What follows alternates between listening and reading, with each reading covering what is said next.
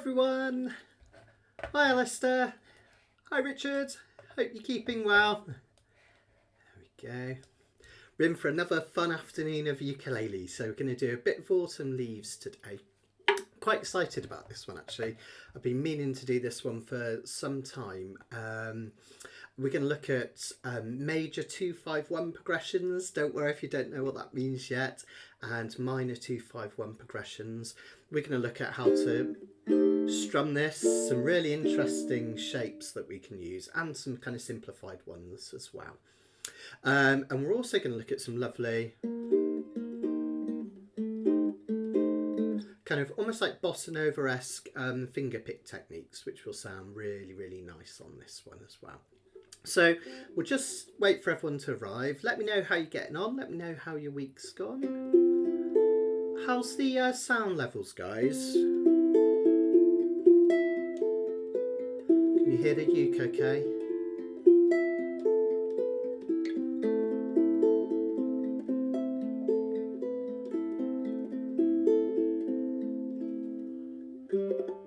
Testing, testing, 1, 2, 3. Okay, good. Just whilst we're waiting for people to arrive, if you were here 2 weeks ago and you had to go at the last lesson that we tried, where we're looking at I'll Fly Away with those kind of really interesting picking techniques, let me know how you got on. I'd be really interested to see how you got on with that. Hi Lisa, hope you're keeping well. Hi guys. Okay. Okay. Alistair's just asking if anyone's having buffering problems. I don't know whether it's my end or your end. Maybe, hopefully it will settle down in a short while, so fingers crossed. It did kind of just freeze for a minute, but I seem to be back in the land of living. Hi John, hope you're doing well, mate. There we go.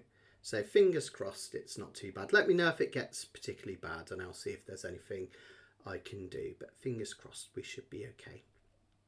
So I think what we'll do is we'll just crack on and have a look at what we're going to do today in a bit more detail. I gave you some hints there.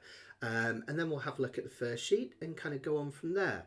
So if you haven't already got the worksheets, they're available to download in the description. Thank you to everyone so much for everyone that has downloaded them, and especially lots of people sent me the extra with the tip, which is really useful. It's helped a lot of people this month, so thank you very much. John's saying sound is good, but it's buffering. Hopefully it will catch up in a minute. There we go. Oh wow, hi Pierre. It's really nice to hear when people are kind of from around the world, and it's kind of nice to know people are there and where they're from, so fantastic. So as I say, worksheets are available in the description. You can click on the link. They will be in this corner, no, that corner as well. So hopefully, hopefully you've all got a hold of those. So what we're going to do is, first of all, I'm going to show you a few jazz chords, and they're can be quite difficult to hold, but I'm going to show you some simplified ways of doing it, and I'm going to show you ways that will help as well for that. But the brilliant thing is, once you've got these chords under your fingers, you can use them for so much. They're the basis of so much jazz music, and other formats as well, that you can use them for everything. So for instance, thanks Dunya, thanks for letting people know. Dunya's just saying perhaps if you log off and on again it seems to help. It's helped that end. I've got a feeling sometimes it just takes a minute to settle down as well.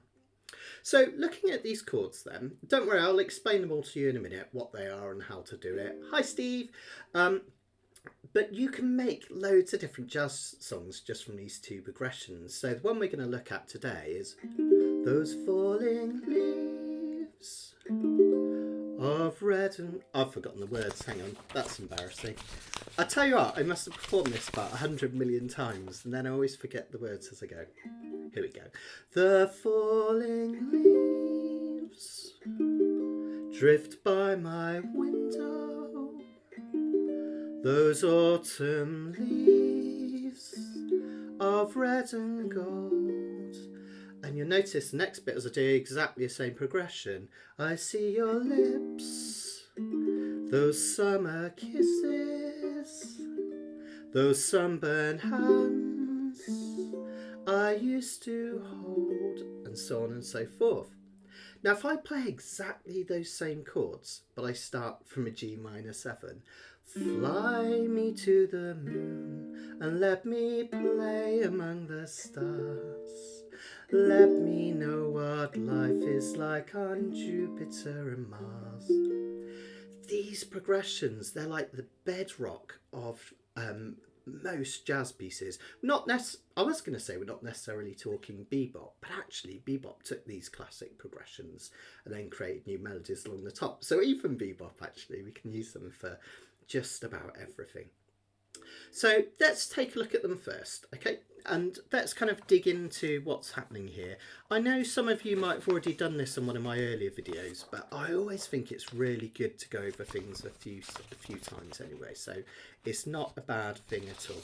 So the sheet I'd like to start off with is this one, The Magic of 251. If you want to pull it out for your sheets. I hadn't paginated the sheets up until this point, but next in 2 weeks' time I was preparing it this morning for you, and you're not going to believe it, it's 10 pages. I went a bit mad, I know.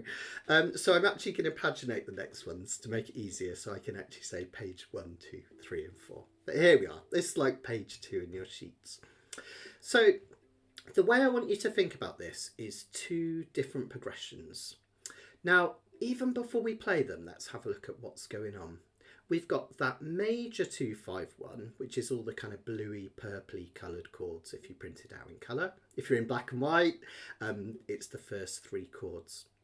Now, I tend to play things in the key of C for a lot of ukulele players, just because there's no sharps and flats, and a lot of people are really comfortable in it. But I thought, let's be brave. We're going to have a look at this one in the key of B flat. And part of the reason loads of jazz stuff is arranged in B flat is it's a sympathetic key for the horns. So if you want to play along with other jazz players, and why not? Don't be ever be condescending about your own uke playing. This is a lovely instrument to mix with others. And if you ever play with a horn section, they will be very, very happy if you're arranging things in B flat. Plus it presents us with a really neat challenge, which I think is good. So what we have along the top of these sheets, if you have like, I always point in the wrong direction, don't I? Because everything's back to front, up there. The first line that I have written out is the B flat major scale. So all of these chords come from that parent key or scale. Ignore whether it says a little m or a dim after it, that's for the chords, we'll look at that in a minute. But if we think of this just as a scale, we have B flat, C, D, E flat, F, G and A. So you notice in the key of B flat there's 2 flats, the B flat and the E flat. And that's a really neat way of getting to know what keys you're in. If you're on a written piece of sheet music, that will actually be written next to the treble clef. But if you write out scale, and there's so many sharps and flats, that can help tell you what key you're in.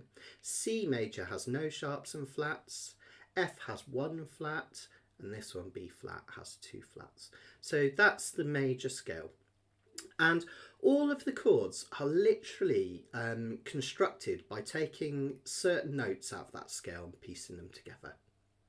And when you piece those notes together diatonically, the natural ones that come in the scale, don't sweat the theory too much about how they're constructed. That can be for another day. You end up with certain types of chords.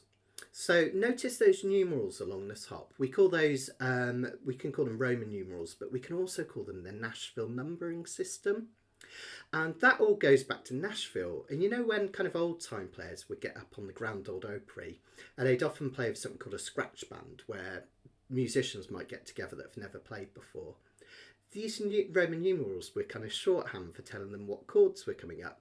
So if I got up on stage, I wish I could make that happen, but if I could go back in time and I got up on stage with the Carter family and Maybelline Carter shouted out at me, this one's in the key of C and it's the 1, 4, 5 chords, I know that in the key of C, the chords that are going to come up are going to be C, not D, not E, F and G, and that's the way it works.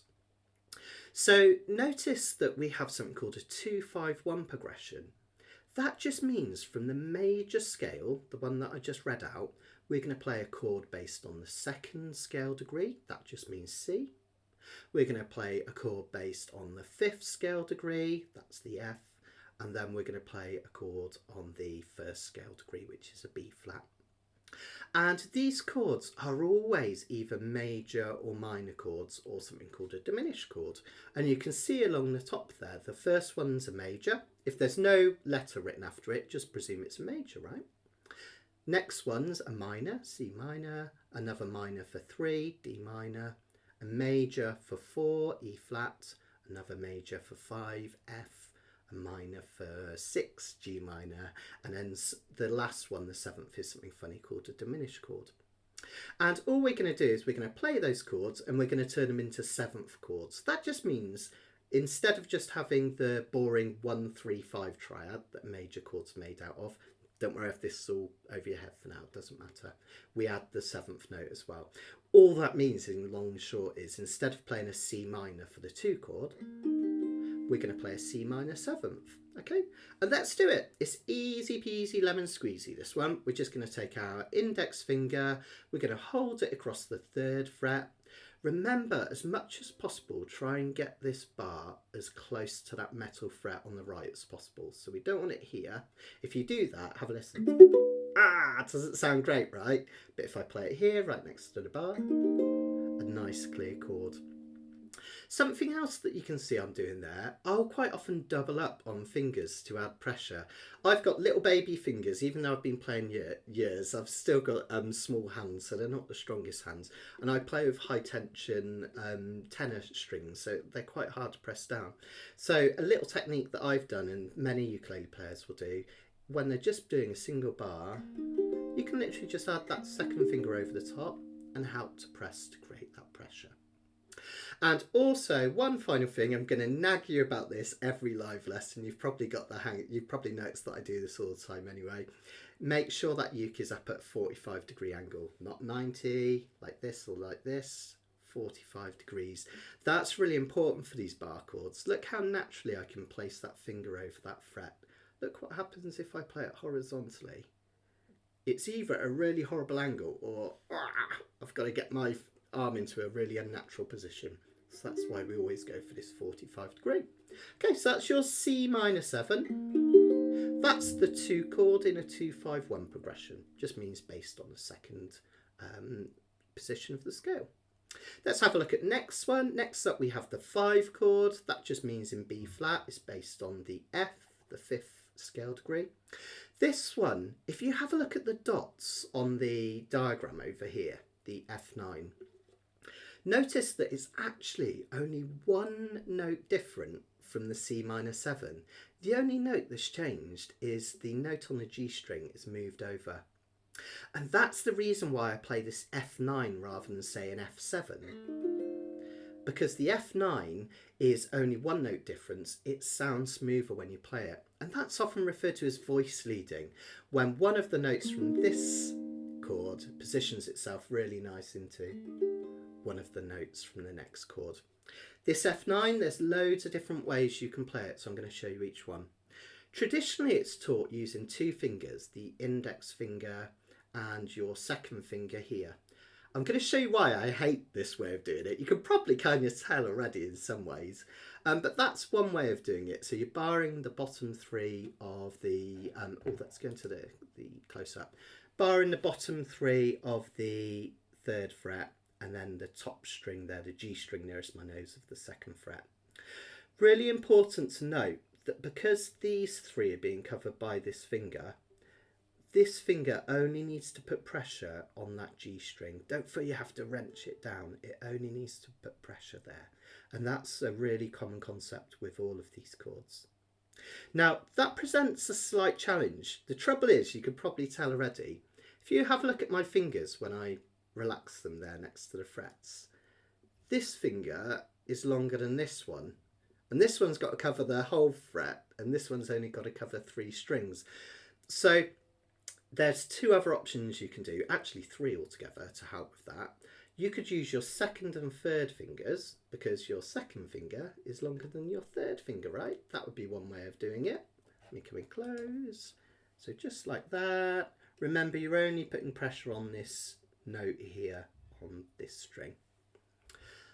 Another way of doing it, which is how I do it, you'll notice, again, is using an extra finger to add pressure. I actually find it most comfortable to play the bottom 3 strings physically with my 3rd finger, my ring finger, and then I just use my index finger to play this note here, this A note on the G string. Hard to show you what's happening with this one, it just kind of floats in a way. Now I find that most comfortable, and if I keep these fingers close enough, I can even use this 2nd finger to add a little bit of pressure to either finger if I feel it needs it. So that can be a really nice way of doing it. One final way, and then I promise we'll get on to the next one, is something I call waterfall of fingers. So rather than using a traditional bar chord, where this one kind of has to bend back on itself, it's slightly awkward, right? What you can do is just put one finger here on the 2nd fret, the G string, and then literally just cover the 3 strings of that 3rd fret with your other 3 fingers. That's really comfortable for a lot of people because you don't have to do a full bar and you can kind of easily cover the strings. So have an experiment, see what works with you. If you do this one of the things that I like to do is when you go between the first 2 chords, you can actually do 4 fingers for the first one and drop back here for that one. Okay. So that's our first 2 chords. They look intimidating, but the more you practice them, the more you'll get them. And I was telling some students that I did one of my ukulele walks in recently when we're looking at bar chords. Remember, you can practice these in silence if you want to. It's a really brilliant way to practice getting your fingers in the right place. Stick the telly on, the radio, whatever you're listening to, and just silently make the changes between these chord positions. And you'll see that the more you do it, the more you build up that muscle memory, and your fingers will get used to kind of finding the right position. So that's a really nice way to do it. I always tell that analogy between John Coltrane and Miles Davis. Miles Davis used to get really angry with John Coltrane when they finished a jazz concert, because Miles Davis would just want to relax and have a drink, and John Coltrane used to be sat there whilst they're having a drink, and he wouldn't play into his sax, but he would just sit there fingering scales silently like this, and it used to drive Miles Davis absolutely mad. But that's why John Coltrane's an amazing player, right? Because he practiced. And you can practice these things even when you're not playing. It's a good way of doing it. Okay, let's have a look at the last one in the major 2-5-1 progression. This is a B flat major 7. That just means a B flat chord with the major 7th note of the scale added, the 7th note of the scale. And this one is a bit of a split apart jobby. It's a bit more of a toughie. So you're gonna come down on the 5th fret now. This is, hopefully you can see my dots if I tilt it that way. 5th fret, bottom 3 strings. This one is covering the G string here, so it is a bit of a stretch, a bit more uncomfortable. If you're doing that waterful of fingers one, it's a bit of a stretch, but you can also do the same thing with this. You could practice bringing it back from here. Whoops, no, there. You could practice pulling it forward and apart. Now I have ridiculously stupid names for these things. Anyone that's done any of my lessons will know that I come up with silly names to remember them. But it really works, right? Just think of this one as big sausage, because there's a big sausage going over the middle, right? This one, double sausage. This one, double sausage split apart. Okay, so let's just practice that. Big sausage, C minor 7. Whoops, no, 3rd fret. Sorry, everyone. Put my brain in gear today. Then big sausage, little sausage, 2 and 3. And then notice we just spread them apart. gives us that B major 7. Okay, I am going to give you some easier versions of these chords in a short while, but let's just practice that a few times. Let's do 4 slow beats on each. 2, 3, 4, C minor 7. 2, 3, 4, F9. 2, 3, 4, split apart. Okay, absolutely brilliant. Let me know if you've got any questions with that so far. I'm just going to take a quick slurp of coffee and let me know how you're getting on. Fingers crossed those aren't too tricky. I mean, they can be quite intimidating, but as you get used to them, they become easier and easier. And as I say, I'm going to show you some simplified versions in a minute. Now, one of the most common things that jazz music does is it puts 2 different types of 2-5-1 progressions together. If you think of those 2-5-1 progressions as little building blocks, we have 2 different types of them, and we cement them together with a few different chords, like the red one, the E flat major 7 on the right. So what happens next quite often in a jazz progression, and it happens in this one, is we have something called a minor 2-5-1 progression. Now this can get a bit kind of detailed in terms of music theory, so don't sweat this. If you don't understand all the theory, you can ask questions, and also just don't sweat it, because as long as you can play these chords and think of them as shapes, you'll be able to play everything, and that's the most important thing. But every major key has a minor equivalent, we call it a relative minor, that has all of the same notes but just starting from a different place. So for instance, the most obvious one that most people know is C major has all the same notes as A minor, but the C major starts from C, A minor starts from A. It's called the relative minor, and it's really important in music. And the relative minor of G major is E minor. And can you see underneath that top line, let me see if I can point exactly where it is. Got it! There. The bottom line, okay, is, this is, sorry guys, I'm talking about G and E minor. Honestly, my brain just went kaput then. I've been writing out some sheets for next week, and that's G and E minor. That's why I went a bit daft. I'm so sorry, guys. Just ignore that last 30 seconds. The relative minor of B flat, which is the one we're in, is G minor. Okay, so the relative minor of B flat major is G minor. And that second line down, notice we have all of the same notes as B flat, only they just start from G, right? So we have G, A, B flat, C, D, E flat, and F. Okay, so the chords are also in the same order, but look, because we can't count from a different place, the numbers have changed. So the 1 chord in G minor is a minor chord. It's the G minor, right? It matches the 6th chord of the B flat one above. The 2 chord, which in B flat is C minor, now in G minor, it's A diminished, and so on and so forth. It's like all of the chords have shifted up. And this next progression, it really is as simple as this. It just takes the 2-5-1 from the minor key. Okay, so if you have a look at the 2 chord in the minor key, the second line down, it's A diminished. And we're going to play a type of diminished chord called half diminished. If you ever see a chord that says minor 7 flat 5 or little m 7, what looks like a B and a 5, that's just a fancy pants name for a half diminished chord. It's just another type of diminished chord. So the minor 2-5-1 progression, we have A minor 7 flat 5 or A half diminished. That's based on the 2 of the minor scale.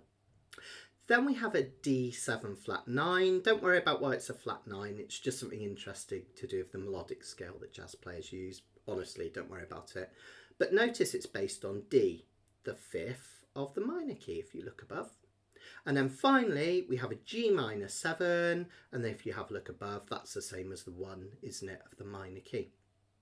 So we have 2-5-1 in major, your purple chords, and then we have this progression, 2-5-1 in minor. Let's play it.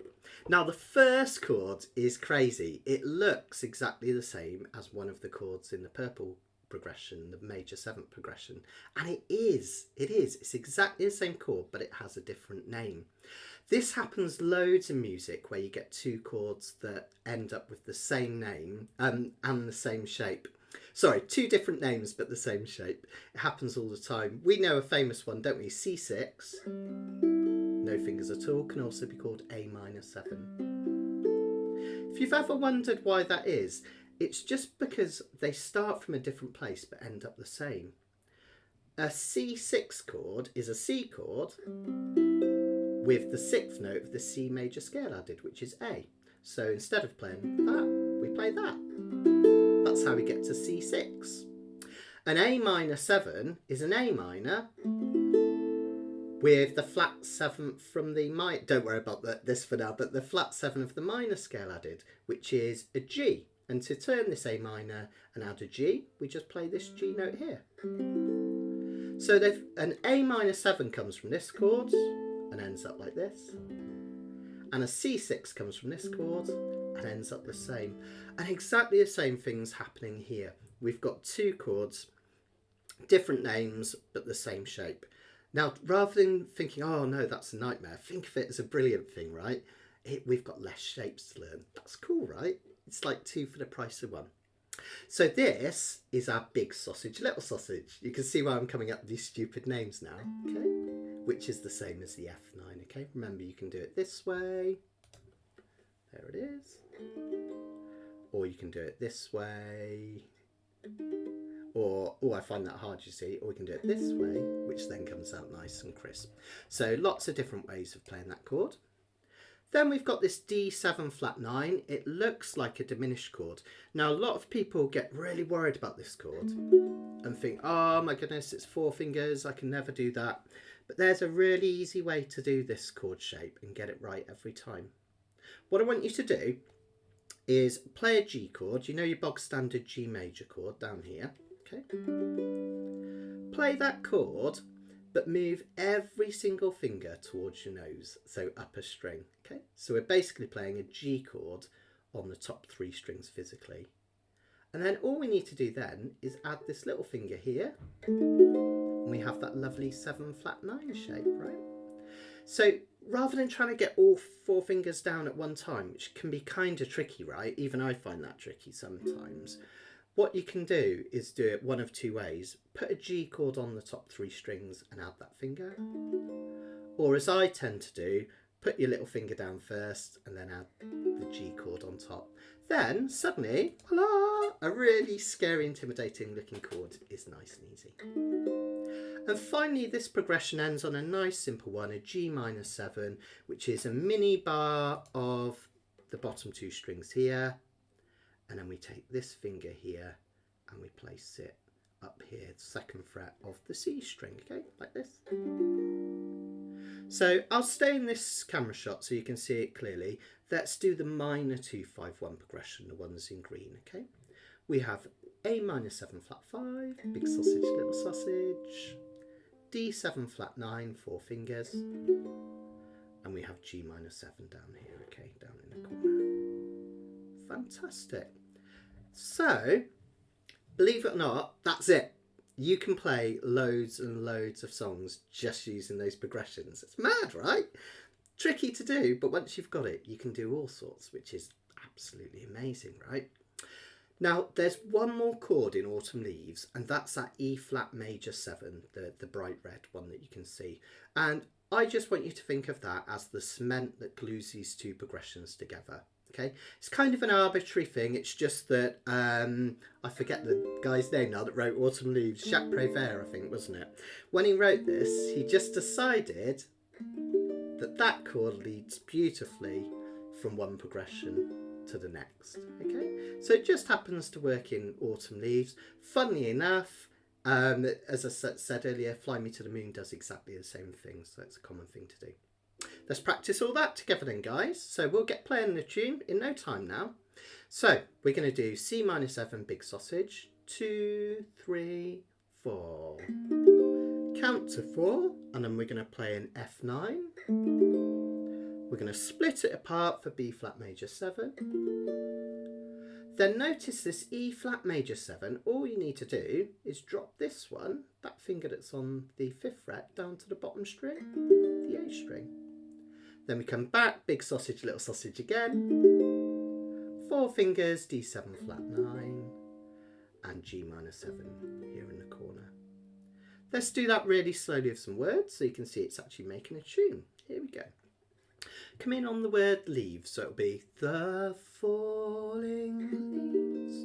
And you just need to strum once each time. Don't feel you've got to keep strumming. The falling leaves. Big sausage, little sausage. Drift by my window. The red chord. Yeah. Minor progression. Those falling leaves of red and gold. Let's do it again. I see your lips, those summer kisses. Red chord. Then the minor progression. The sunburned hands I used to hold. Okay, really sweet sound, right? Really nice and simple. Now, if you can remember those progressions, that means that you can do this almost off by heart. If someone was telling you we're going to play a song in a 2-5-1 progression in a particular key, you'll just be able to move between those shapes sweetly and not have to overthink it. And that's where a lot of us do this. If I'm on stage, I don't know, with Phil Dolman or someone, and he was to say, Matt, we're going to play this song, it's in the key of B flat, and it's a 2-5-1 progression, I know that I just need to do that, followed by the minor one. And you don't even have to think about the names, names of the chords. You can just play those shapes and it will sound really, really lovely. So practice that round a few times and get kind of familiar with it. In fact, as I start talking about the next bit, if you want to have just a little practice in the meantime, absolutely fine. Just have a little practice of changing between those chords.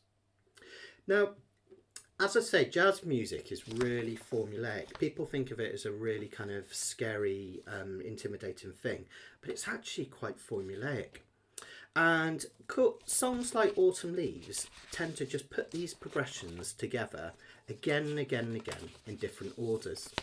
So what I'd like you to do next is have a look at this sheet here. It says Autumn Leaves lyrics. It's not the lyrics. I obviously forgot to take the subtitle off.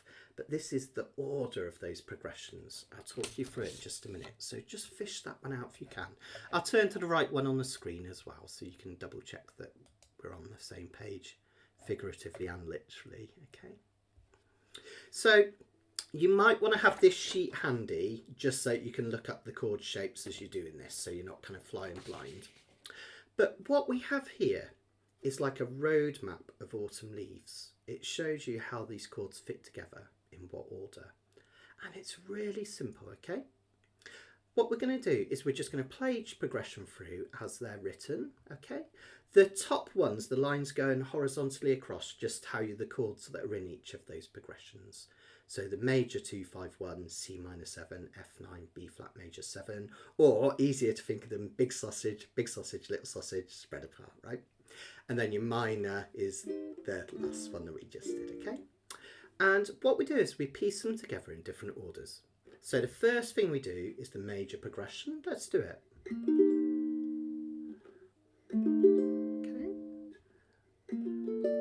Followed by the E flat major 7. That's one where we drop down here. Okay. And then we do the minor progression, right? The green one.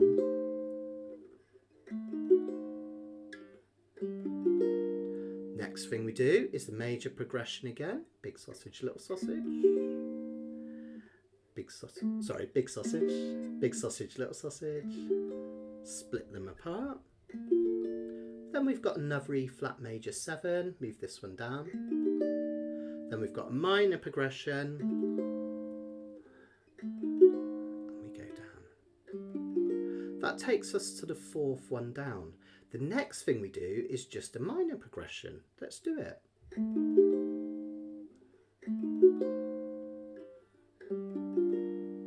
And then Another minor progression. That's right, we could do that. Oh no, actually it's major progression. Sorry folks. Major progression. It's reading the wrong line. This time there's no E flat major 7 at the end, okay? So we don't need to move our finger here. We just do another minor progression. And then finally another minor progression to finish it off. Okay, that's it. Now don't worry about kind of strum patterns, anything like that. I'm going to go into that in a lot more detail later on. Hi Wendy, no worries, you'll soon catch up. Grab your sheets, we're looking at how we fit these progressions together. Okay, so yeah, we'll look at strum patterns later. This stuff but just for now, let's just do simple down strums. The reason I get you to do one down strum rather than lots of them is that it gives you time to get your fingers ready for the next chord before you play it, and that really helps build up your confidence. So what we're going to do is we're going to use this one we're on.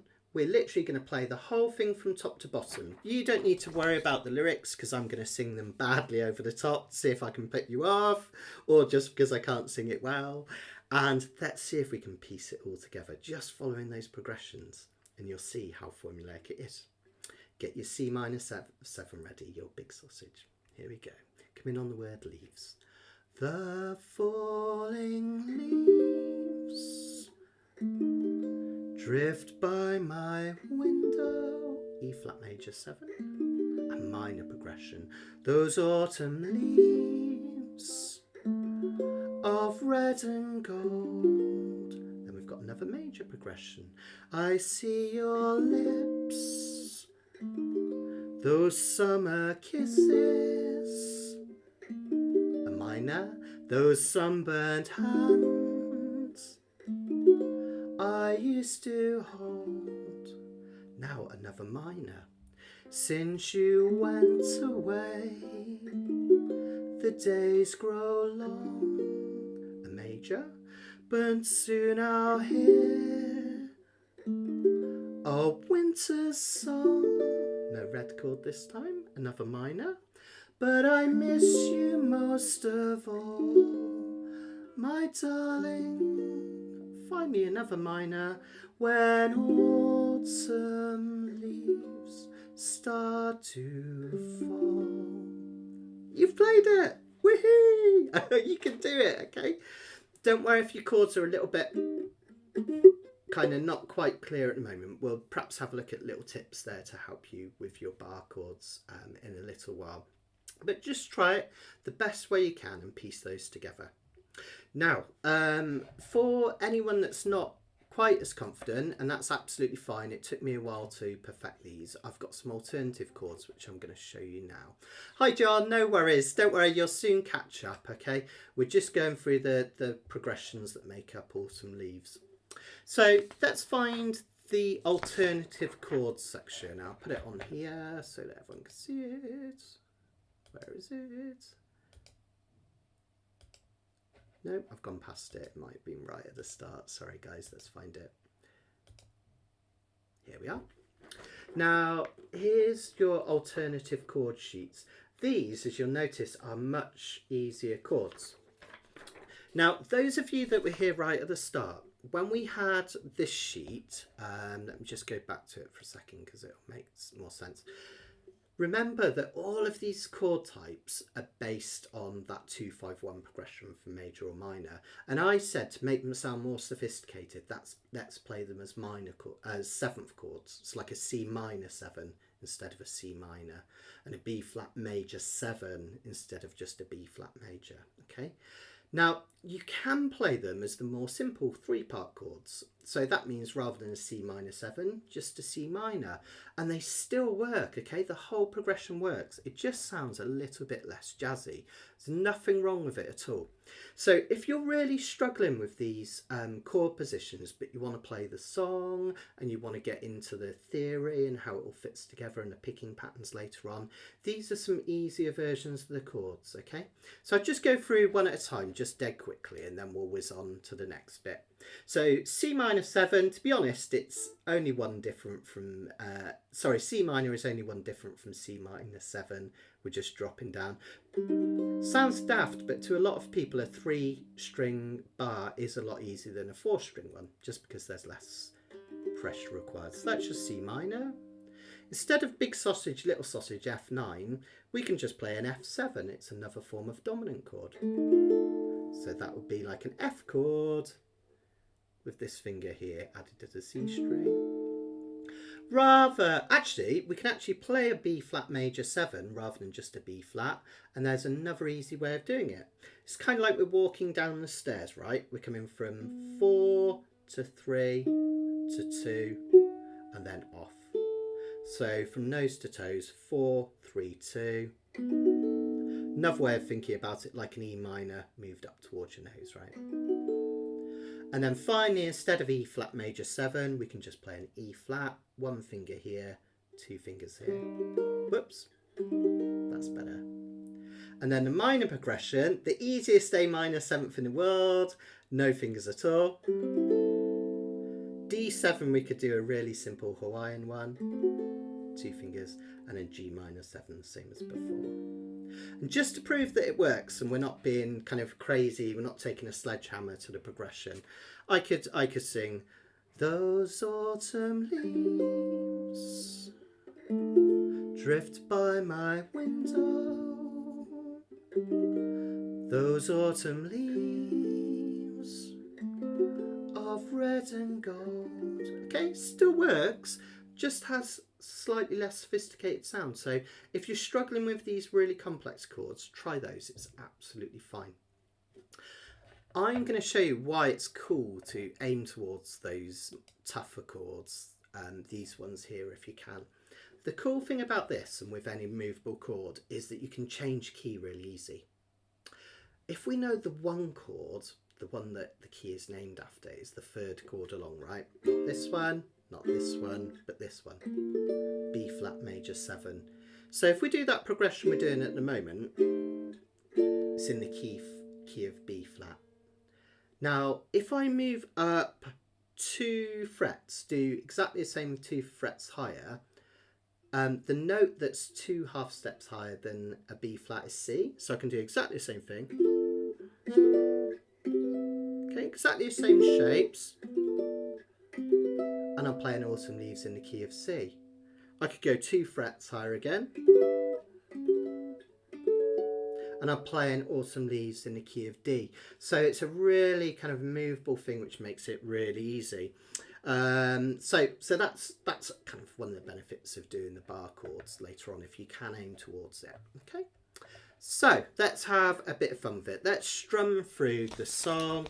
Now, I think I prefer it if you use this sheet to navigate your way through, because it teaches you to think in terms of major and minor 2-5-1s rather than following a sheet. But if you want to be more traditional, we've got the sheet with the lyrics written out as well, okay, so you can follow it that way. The trouble when we write out sheet music this way is you have no idea how long to play each of those chords. But this one's easy. Every chord is 4 beats. So that means 1 strum and you count to 4, or 4 strums, okay? The only exception is when we do this bit here where there's no red chord, the last chord of every line is 8. I'll show you what I mean. If I do the second half starting with a minor progression, 1, 2, 3, 4, 1, 2, 3, 4, 1, 2, 3, 4, 5, 6, 7, 8. Okay, it's 2 measures. Whereas where we've got that E flat major 7, we're just going to play each one for 4. Okay, you'll soon get an idea. Let's try playing it along. This time, if you're feeling confident enough, I want you to down strum 4 times per measure. So it'll sound like this. And I'm just doing very gentle down strums with the pad on my thumb this time. I'm going to show you some techniques in a minute to sweeten it up. Okay, let's give it a go. Okay, come in on the word leaves. The falling leaves drift by my window,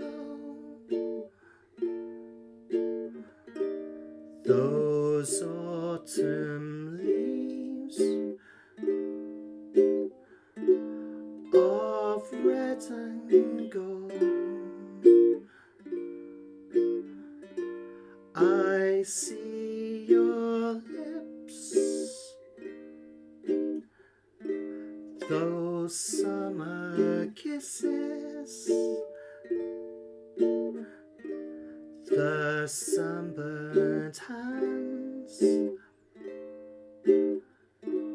I used to hold. Then the next section, the minor, since you went away, the days grow long. Then we're going to do a major progression, and soon I'll hear old winter's song. Stay on it for 8. Then a minor progression, but I miss you most of all, my darling. Another minor one to finish off. When autumn leaves start to fall. Well done, everyone. Absolutely brilliant if you managed to follow that along. Hi, David. Oh, not to worry, not to worry. I hope all goes well, and I hope it's nothing too serious with who you're visiting. But we'll catch up soon. You can catch up on the replay. So there we go. I mean, that's cool in itself. If you can play that progression, that means you can play lots of jazz songs, okay? And we're going to explore this in later lessons. We're going to look for these little progressions, and I'm going to teach you how you can piece them together to make all sorts of other songs. So it's an amazing, amazing skill to have. If you're struggling with the chords, take it slow. Really, really take it slow. Practice them either loudly or quietly, okay? And just kind of build up your confidence, and you'll be able to do it. Let's look at some fun things that we can do with this now then. So I've taught you how to piece together the song. Let's have a look at something that I've titled picking patterns. They're not all picking patterns. One of them is a strum pattern, okay? Really simple. One of them we're going to make more complex, but they're fairly simple and kind of easy wins in terms of how to play this through, right? So if I whiz through to the right sheet, so I can make sure we're all on the same one, should look something like this. There we go. Okay. So first one is my own patented thing, which I kind of caught myself doing when I first started getting into jazz. And it wasn't until someone asked me what I was doing that I realised I was doing it. It's the simplest thing, but it's a really nice way to comp with somebody that's singing. So comping in terms of jazz, by the way, if anyone says to comp, it sounds like a really cheesy jazz term, doesn't it? It's just short for accompanying. So comp, accompanying, okay, it's just short for that. And when we comp, it means that we're kind of playing behind either a soloist or a singer. And I think one of the most important things to learn when you're starting to play jazz is that less is more, okay?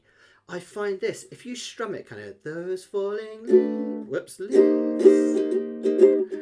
drift by my window. It's like, it's too much, right?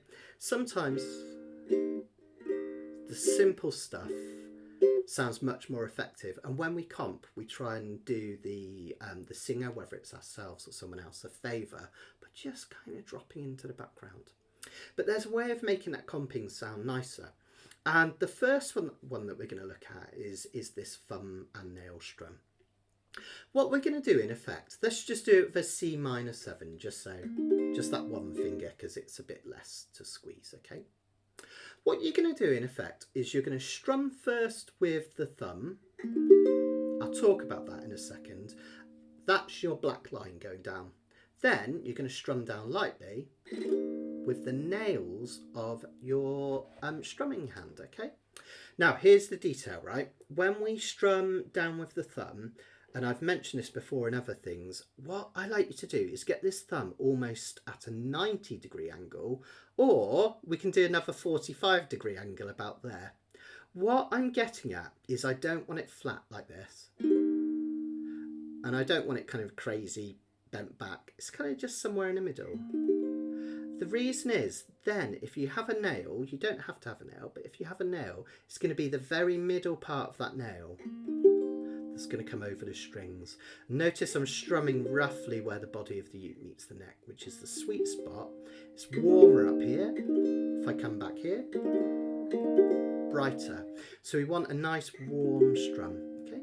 If you haven't got a thumbnail, it doesn't matter. You still be strumming with the middle part of the flesh, which still is going to have more strength. This thumb can't bend back any further, whereas a finger can kind of bend back and therefore it doesn't have the strength. Whereas a thumb, just drag it down your whole arm and you get that nice warm tone. Another thing to notice, I'm trying to see if I can come out here and do it, is when I play that chord, my whole arm is moving. I'm not moving my wrists down like this as I play it. I'm just dragging my whole arm down, and that adds to the power and the warmth that we get. Okay, so first off we do the thumbnail, then we're going to follow it with like the complete opposite. We want the brittleness of nails. So I'm going to use 3 of my nails because I keep one short so I can put my hand on here when I'm doing finger style, not for today. And you're just going to drop all of those nails down nice and light. It's quite a brittle sound, right? It sounds a bit kind of brash on its own, but when you put those together, you get almost like a 3D effect of a warm thumb strum and then the brittleness of the nails. Okay. Now you might notice I'm doing something else there. What I do when I come down with the red bar, the nail strum, is I mute the chord. Now it's the easiest thing in the world because these chords are covering all of the strings. All you need to do is strum and then relax the tension out of your hand. Think of it as squeeze as your nails come down and then immediately let the tension out. Not taking my hand away, just letting the weight go off the strings. Notice as soon as I let tension go, the chord is killed dead. It's neat, right? People get really het up and kind of they get really stressed about trying to learn chucking patterns down here where you kind of mute with this hand. But the easiest thing in the world, just use this finger. Okay, so we can do nail, strum and release. And we get that lovely 3D effect. And in terms of the timing, we're going to do the thumbs are your on beats and your nails are your off beats. 1 and 2 and 3 and 4 and, okay? So we've got the falling leaves drift by my window. Okay, we're just going to keep that going round and round. I'm actually kind of playing it twice as quick as I showed you there. So just think of it actually as 1, 2, 3, 4. So your thumb strums are 1, your nails are 2, thumb is 3, nails are 4.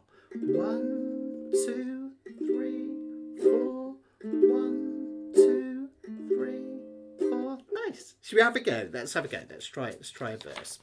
So you can either have your lyric sheet out or this one that goes over the pattern. Okay, and we'll just try a little bit. Give me 2 seconds. I'm just trying to find my lyric sheet so I know what I'm going to sing at you. There we go. Here we go. Let's give it a go. Still coming on the words leaves. Okay. The falling leaves drift by my window. The autumn leaves were of red and gold. Keep it going. Sorry for the mistake. Shows even teachers go wrong. I see your lips, those summer kisses, those sunburned hands I used to hold. Okay, really nice. Now that's my go-to comping pattern when people are playing jazz. Most jazz, it's quite rare to get jazz in 3/4.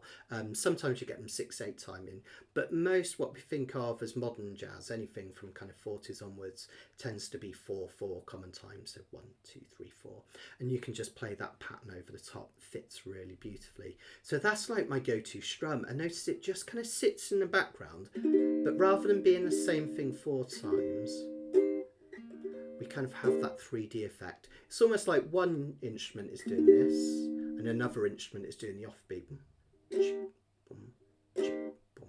Okay, so that's an easy win. That's a simple one that you can do to strum over the top. The next one that I like is kind of it's a picking pattern really, but it's more of a pinching pattern. You'll see what I mean in a minute. So first off, we're going to get our hands into what I call Pima style shape, okay? So let me come in on this one. So that means that where do I need to go? This way, isn't it? There we go. So the thumb is going to sit on the G string. Index finger is going to sit underneath the C string. Then your middle finger is going to fit underneath the E string. And your third finger or your ring finger is going to sit underneath the A string. That means each of the strings is covered by a thumb or a finger. So if I want to pick with the thumb, I can pick down. Some people prefer it back here. I'll quite often do that. Some people prefer it out here. Not too bothered as long as you've still got that nice 45-degree angle. Okay. And then these ones, they're going to pick up on the strings. Okay. Now I've got a low G on mine.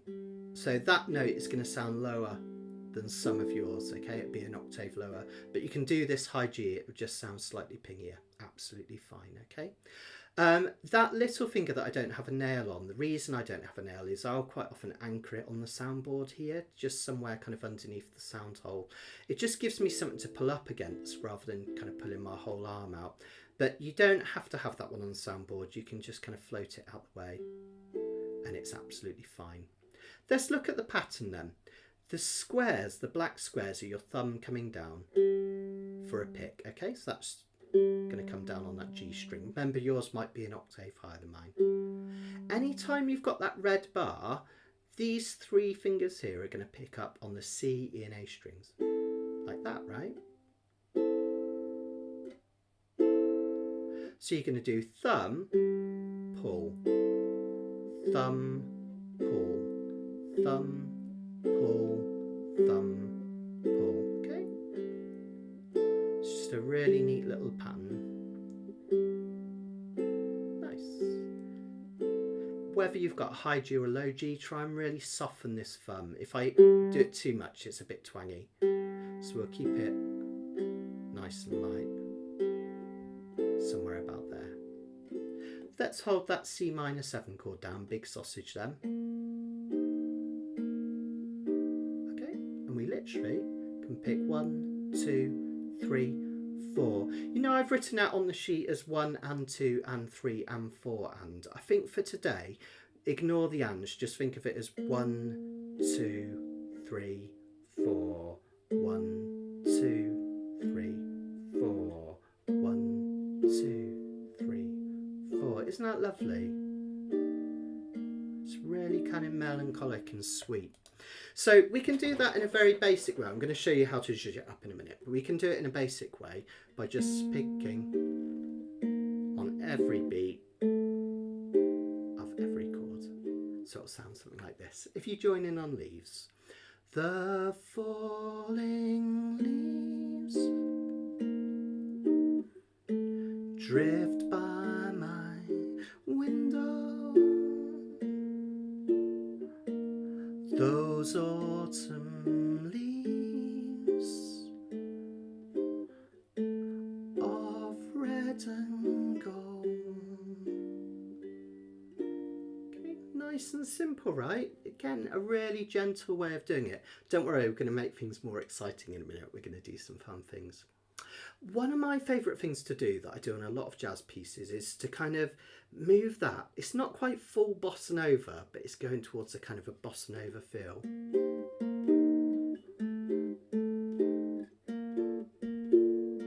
And it's really easy peasy lemon squeezy. Again, it's just about counting, right?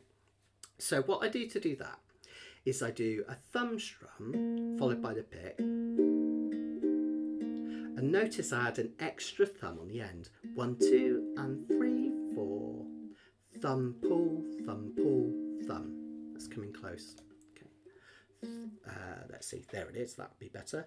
Thumb pull, thumb pull, thumb. You see that?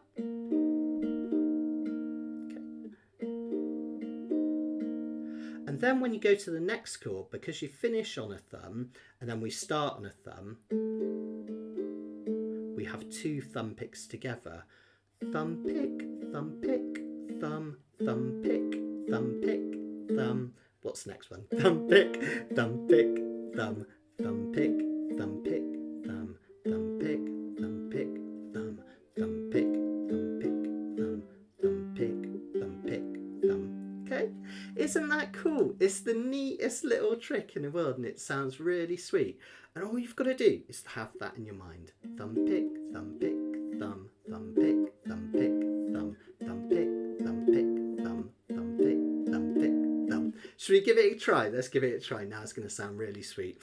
Hopefully I can sing and do this at the same time. It's quite tricky. I haven't practiced it today, but hopefully we'll get there. Come in on leaves. Don't worry if you're in exactly the same timing as me. Just give it your best, okay? The falling leaves drift by my window. Those autumn leaves of red and gold. Stay on that again. I see your lips, those summer kisses, those sunburned hands I used to hold. Let's keep going.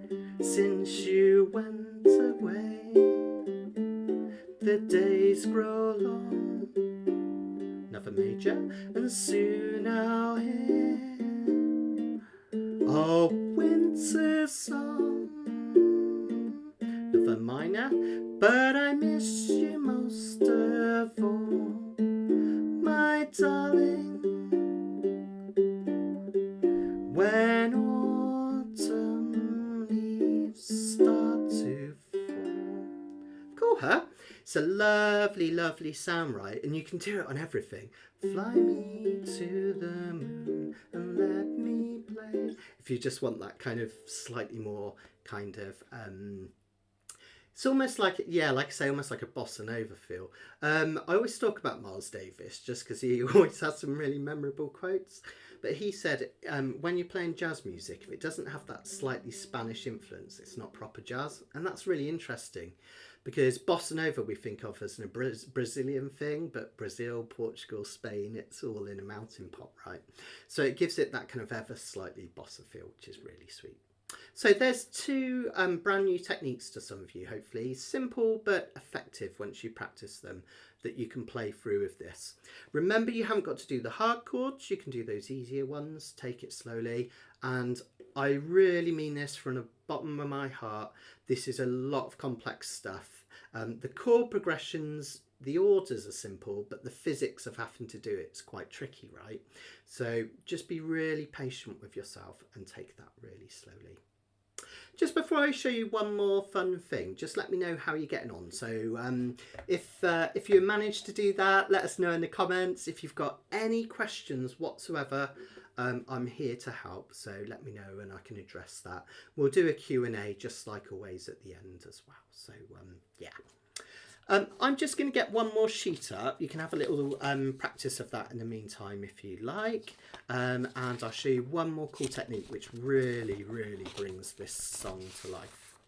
Okay, so there we go. The sheet we're going to look at next, let me bring it up on screen to make sure we're all on the same one, is this one. Now, you might have heard ukulele players or other musicians do this thing with Autumn Leaves and Fly Me to the Moon and I don't know off the top of my head loads of other ones, Satin Doll, all sorts of songs we can do this next technique on. It really brings them to life. So at the moment, because we're doing straight 4s if you like, where we're just playing on every beat. It's kind of gentle and it rolls along, right? Well, what musicians have found that with these chord progressions, you can pair chords up and play them one after another with a big gap in between, and it sounds really amazing.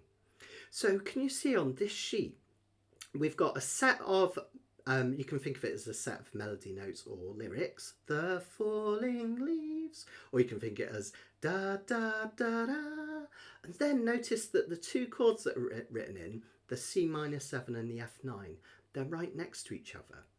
And what we do is we either play the melody, if we're doing it chord melody, or we sing, or we wait for the singer with us to sing. The falling leaves. And we pair up those chords. How cool does that sound? Simple thing. So, thanks, Alistair. That's really kind, mate. Thank you. That's really kind. So we're kind of creating this real kind of sense of drama, which I love, and it takes a bit of getting used to. So what we're doing is we're pairing chords up from each progression. So first thing we do is we sing the falling leaves, and we instantly play the big sausage C minor 7, followed by the big sausage, little sausage F9. Okay, the first two chords. Let's give that a go. It sounds something like this. The falling leaves. Okay, and notice that second chord I keep nice and short. How I do that is literally just strum and take the tension out of my hand. It's that simple. Notice you get a longer chord, shorter, and that creates that sense of drama, okay? Then on the next one we do the same thing but with these two chords, this one and this one. The B flat major 7 and that red chord. So we've got drift by my window. And then the next one, you've guessed it, the first two from the minor progression. Those autumn leaves of red and... Now we've run out of chords, so we just strum this gold. Strum that G minor 7. Let me put that together once, because once you hear it, you'll understand what's going on and you'll be able to have a try, okay? Tricky at first, remember, because these are quite hard chords. The falling leaves drift by my window. The autumn leaves of red and gold. I see your lips, those summer kisses, those sunburned hands I used to hold. Okay, take a bit of practice, but you can do that with skill. And it sounds really, really cool, okay? So it kind of adds a bit of juxtaposition. When I'm performing this, I tend to do it kind of chord melody, but if I'm playing it with someone else, I'll maybe do run through of the whole piece, slow, kind of the falling leaves drift by my window, those autumn leaves of red and gold. I'll do the whole song, the whole kind of two progressions through that way, and then the second time, the falling leaves drift by my window, those autumn leaves of red and gold.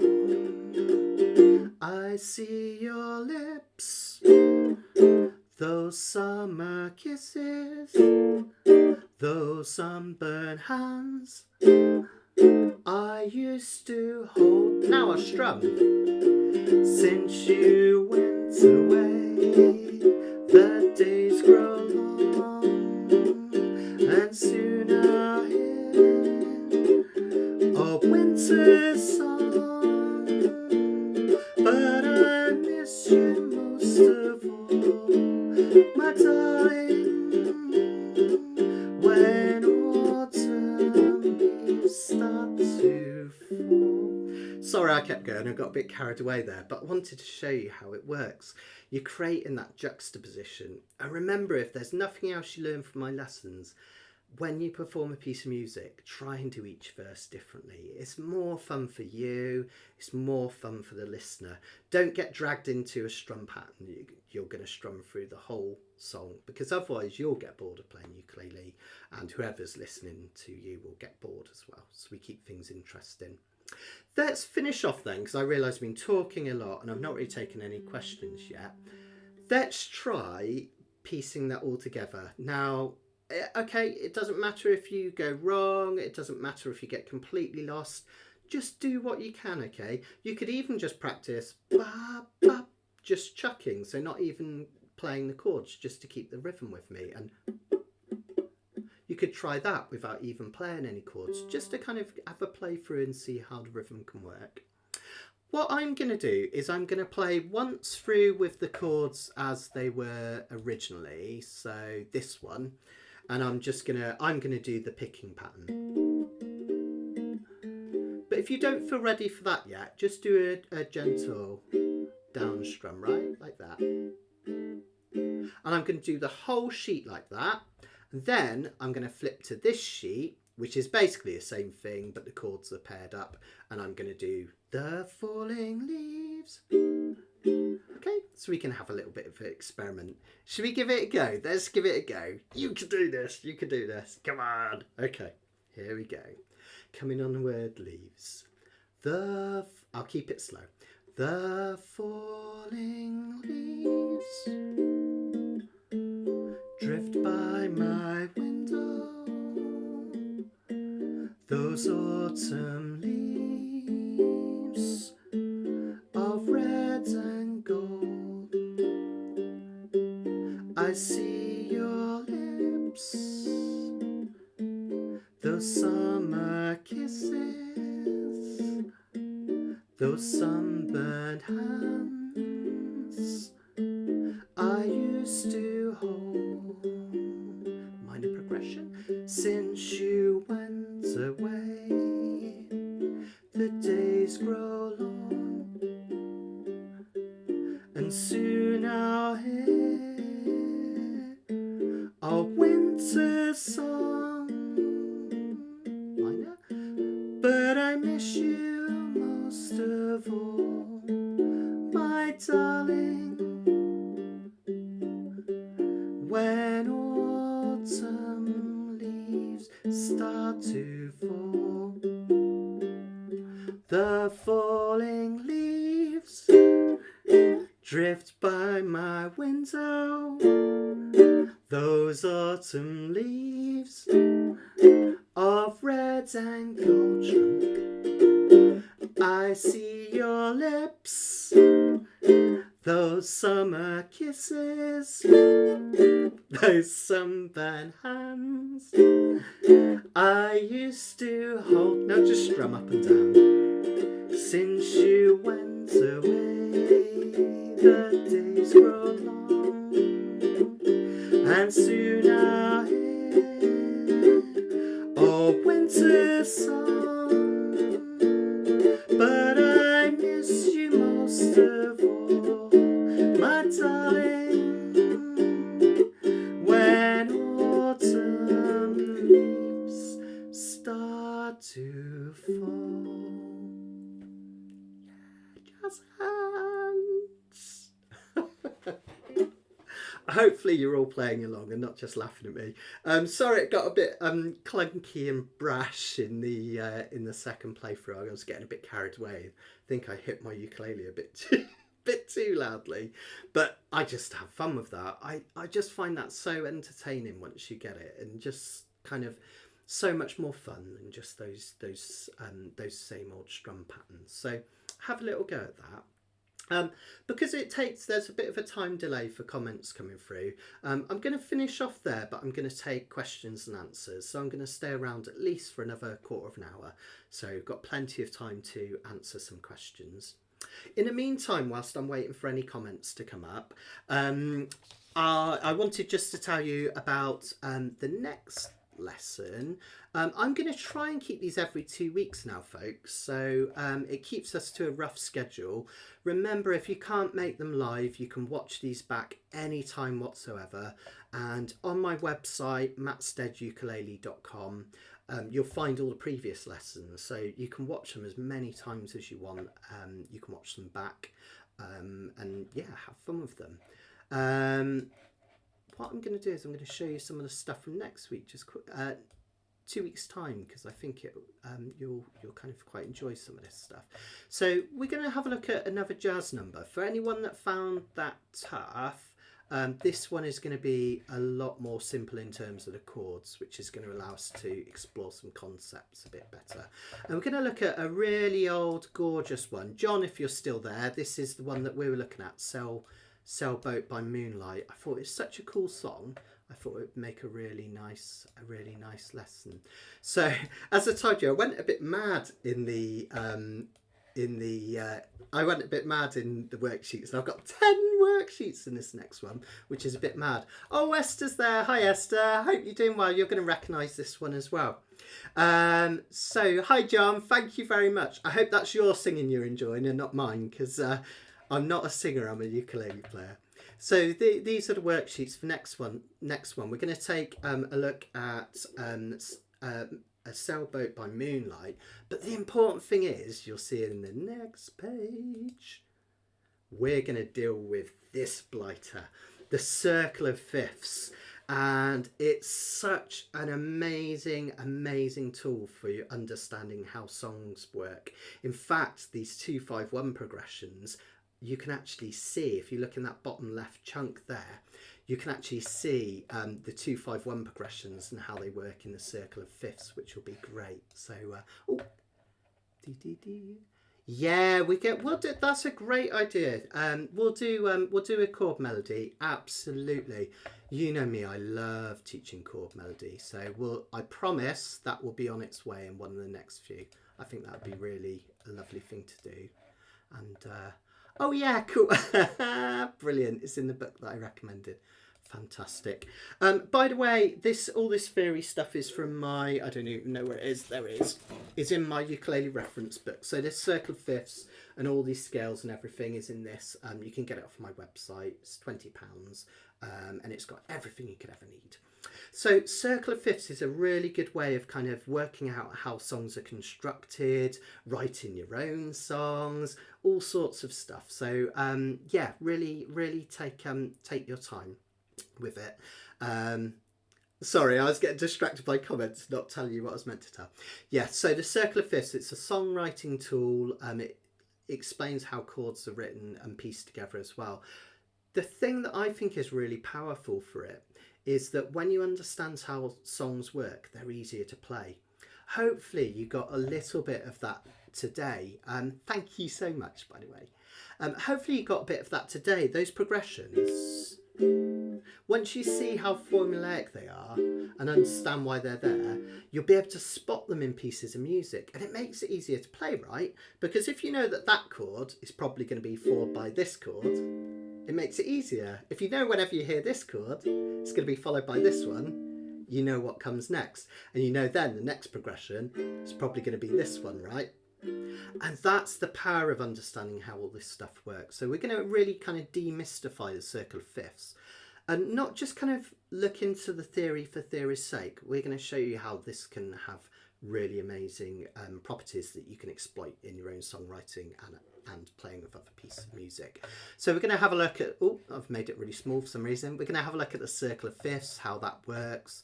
We're going to look at some more 2-5-1 progressions, and we're going to look at transposing, taking a song that's in one key and putting it into another. In fact, that's your homework. I'm going to give you some worksheets where you're going to fill in the blank. We're going to look at adding 2-5-1s. We're going to start adding them into this piece. So it's going to be really good fun, hopefully. That's Sailboat. What is it? Sailboat in the Moonlight. I forgot the name of the song. Honestly, I think I get to the end of these sessions and I go doolally. Thank you everyone for sticking with me and putting up with me. Esther, there's a book on jazz. I'll send you a link at some point because it's really good fun. So any questions at all with any of that from this week? Let me know. Whether it's anything to do with the theory, whether it's anything to do with the chord shapes, let me know how you're getting on. That'd be absolutely fantastic.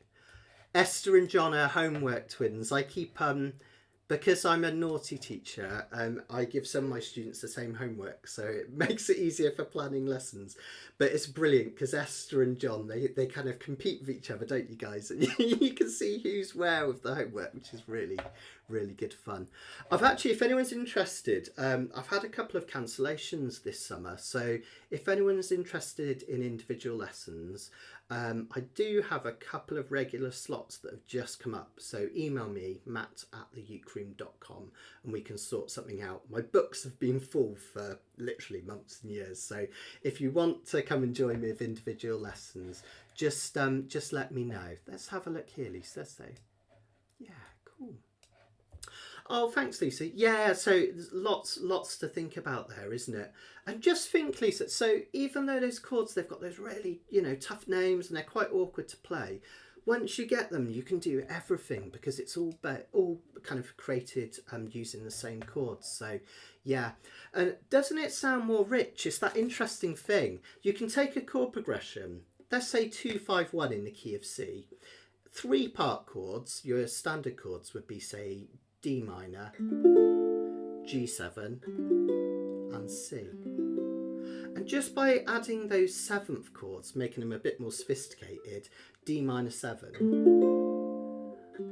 C major 7, you can add a real richness to your playing. So D minor, G7. Sounds nice, but just extend them a bit more. Those lovely rich progressions, and you can do that with all sorts. You get these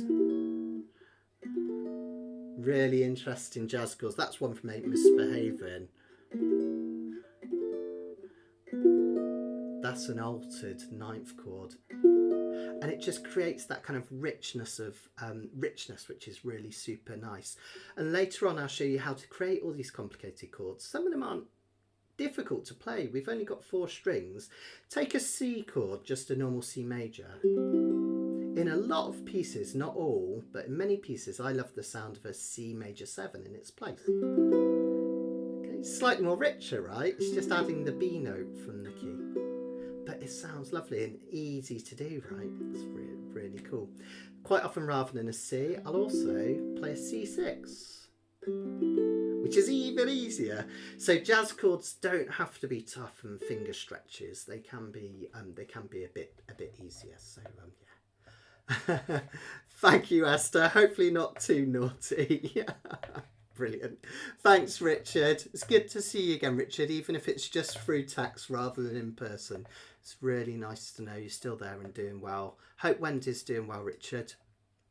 Oh, thank you, John. Yeah, if you can do some individual lessons, it's great because I can really work with you and I tailor them to where you are. So Esther, I don't give all my students the same sheets. Don't worry, Esther and John are in a similar place with their playing, so it works.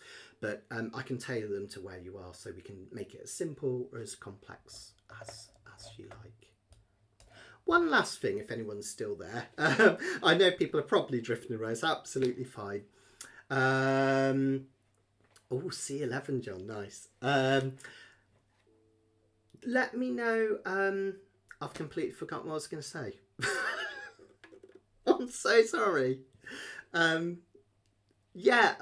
what I was going to say. Let me know what you're working on. Is there any kind of pieces that you're working on? It's really nice to know what other people are playing out there to get ideas, because we can sometimes, even as teachers, we can get stuck with the same thing. So let me know if you're working on anything interesting that you want to share. And don't forget my Facebook group. It's in the description underneath the YouTube description. There's a link to my uke students hangout, and what I'm trying to do is encourage my students, whether they be on YouTube or individual lessons or group lessons, which I do physically on a Friday. You can post videos of where you're up to, and don't be scared, right? You've seen today, I make mistakes all the time. It's totally cool to go wrong. That's how we learn. One of my favourite quotes, it's not even a music quote, is from my favourite writer called William Saroyan. And he was a guy who lived in California. He was actually Armenian by descent. And he wrote really beautiful short stories. The kind of short stories where you've actually got a tear in your eye by the end of them. I can recommend The Man with His Heart in the Highlands. That's a collection of short stories which is beautiful. Anyway, William Saroyan once said that you learn that the best people are the best. No, what was it? No, here it is. Wisdom comes through failure. You learn very little from success. I had to think about it. There you are. Wisdom comes from failure. You learn very little from success. And I think all the most successful people have been through failures in their time and learnt from them. And that's how you become a better musician, a better person in your job, maybe even just a better person in the world, actually, I think. So, yeah. Long and short of it, read William Saroyan because he's amazing. Oh, good to hear she's doing. Good to hear she's doing okay, Richard. So yeah, I think I'm muddling through a bit sometimes nowadays. So yeah, no. Say hi from me though. Hope you're keeping well. Cool. I'll just wait a couple more minutes just in case. There we go. So the next week, say that Sailboat in the Moonlight. This was sung by Billie Holiday and Nina Simone actually at one point. Some really lovely versions out there. So when I provide the link for the next lesson in 2 weeks' time, perhaps I'll provide a couple of links that you can listen to get a feel for it as well, because it's not that obvious a piece, but it's a really lovely one. Oh, I love I'll See You in My Dreams. Something like that, isn't it? I'll see you in my dreams. Is that it? It's something like that. Be near you in my dreams. That's a beautiful one. I love... Richard was just saying see you in my dreams in F was what he was working at. There's that lovely Joe Cocker version, isn't it? Does something like that, which is really beautiful. See you in my dreams. Yeah, I've got a question. Thanks, Esther, for hanging in there. Thanking you. Good question. So Esther is asking, should the thumb-nails combination that I've shown you, should it be equal volume between the two? Do you know what? If anything, I think the thumb strum is slightly more voluminous. If that's a word, I sound like a shampoo advert, don't I? I think that has slightly more volume to it than the strum that follows afterwards. Notice that the strum that follows afterwards, though, has a sharpness to it. So it's not necessarily louder, it's probably the opposite. It's lighter, but because of those nails coming down, it has the sharpness to it. And don't forget, add that mute at the end as well. That's what really gives it that kind of sharp feel. So think of it as kind of mellifluous. See, I'm making up more words, aren't I? And warm, followed by short and sharp. It works for all sorts. It's a lovely kind of... You can do all sorts of pieces. Trying to think of... Really nice way to play those jazz standards, which is super nice. So yeah, if anything, I think Esther, slightly louder on the down strum, keep it light but sharp on the nail strum. Okay, an experiment.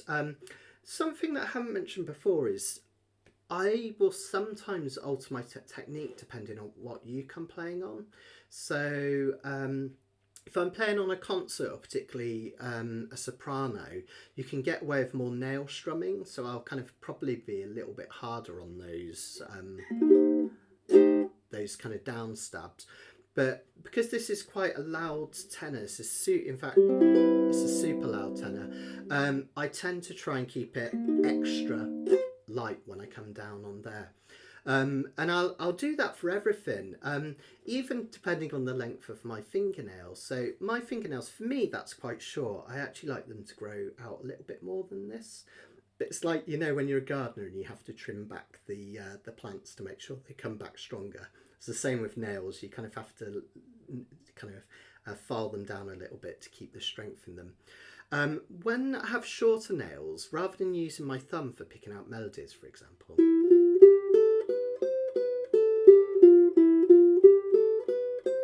I'll sometimes switch to the nail side of my index finger. Whoops, I don't know what I'm picking there. Notice that's so much warmer if I use my thumb. If I use my nail, it's got more warmth, particularly up here versus. So depending on what uke I'm playing, I will sometimes vary my technique, and that's why I think everyone needs to experiment. If you haven't got nails, that second strum, you might have to push down that a little bit harder to get them to come out. So yeah. Thanks, John. I love this tenor. So this was my Bohannon that he made me. This is the River 7, and if you get it at the right angles, see if I can do it. It has a hologram in it. Oh, you can just see it there in the bottom part of the river here. And it reads, "Here be dragons." Hang on, let me see if I can get it. See if I can get it in this one. Ah. Okay, so now you don't see it. Now. Where is it? Oh, I can't get it to show. You might have to take my word for it.